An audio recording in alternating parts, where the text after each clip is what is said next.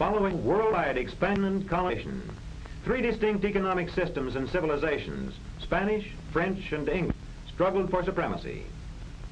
Spain and Portugal were the first to colonize. Theirs was a feudal economy and a civilization strongly influenced by the church. In America, France expanded westward with isolated posts and missions. New France was paternalistic and dependent on the fur trade. England established compact colonies on the middle Atlantic coast, with people economically self-reliant and individualistic, and bearing the seed of democracy. A series of military struggles resulted in the elimination of France from the North American continent in 1763. 13 English colonies gained their independence while continuing the Anglo-American tradition. The acquisition of Louisiana was inevitable.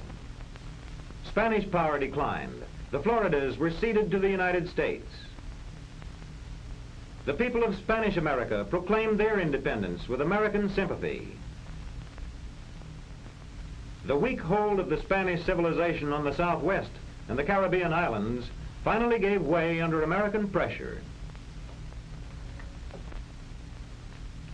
New World colonization was started by Spain in the West Indies, then on into Central America and southern Mexico, into the mountains and rich silver mines, silver ingots carried by pack and then by galleons to Spain.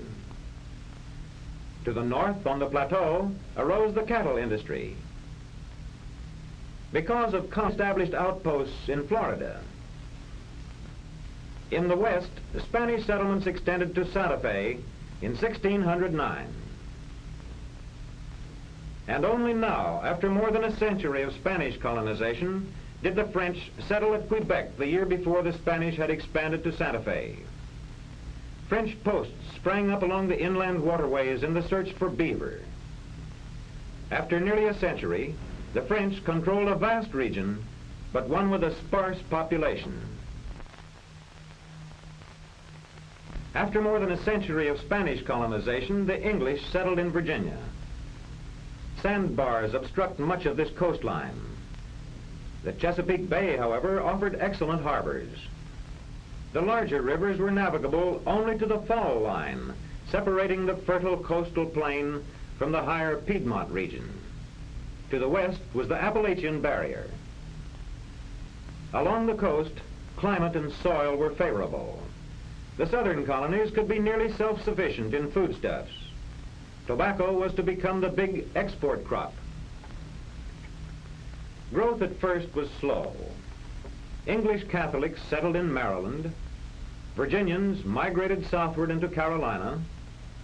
English, French, and West Indians settled at Charleston. By 1689, the culture of these southern colonies was characterized by a landed aristocracy supported by tobacco and slave labor. In New England, the rivers flow southward, and only a few were navigable. The indented coastline offered excellent harbors. The natural resources were the fishing banks for food and the vast virgin forests which provided lumber for ships and homes. The rocky soil, severe climate, and short growing season permitted agriculture only to supply domestic needs. To this setting came the Pilgrims in 1620. Soon thereafter, the Massachusetts Bay Colony was founded with rather crude beginnings. But soon, more settlers arrived and built permanent dwellings. People from Massachusetts settled the valley of the Connecticut River. Roger Williams led settlers to Rhode Island. The New Haven colony was extended over to Long Island. Later, the New Haven colony was combined with Connecticut, and the Plymouth colony with Massachusetts. New England was now substantially settled. The houses were generally in villages, conducive to active community life, centered around the church and the town meeting. The Middle Atlantic region had excellent harbors. Large rivers, some navigable, lead far inland, and these facilitated extensive fur trade with the Indians. Between ranges of mountains flowed rivers flanked by broad, fertile valleys, where colonists soon were to produce wheat, barley, apples, pears, peaches, and dairy products, butter and cheese. The Dutch settled on the Hudson River, at the mouth and at the head of navigation. Shortly thereafter, the Swedes settled on the Delaware, but their weakness invited subjugation by the Dutch under Stuyvesant. Soon, the English took possession of all New Netherlands. Penn founded Pennsylvania as a Quaker colony. Early growth of these middle colonies was comparatively slow, owing in part to the manor system with its restrictions on individual enterprise. In addition to their mainland colonies, the English founded colonies in Bermuda, Barbados, and other West Indian islands. These possessions were important both in naval and commercial affairs. Thus, by 1689, Spain was well established in the south. France was secure in Canada and claimed Louisiana. England was firmly planted on the Atlantic and claimed Hudson Bay. In New England, shipbuilding flourished. Industries not competing with the mother country were free to develop. Fish and whale products were the most profitable industries. Rum and leather production also flourished. New England supplied fish, rum, and ships. The middle colonies, flour, pork, flax, fur, and staves. The southern colonies, tobacco, rice, hides, and naval supplies. There was extensive trade among the colonies.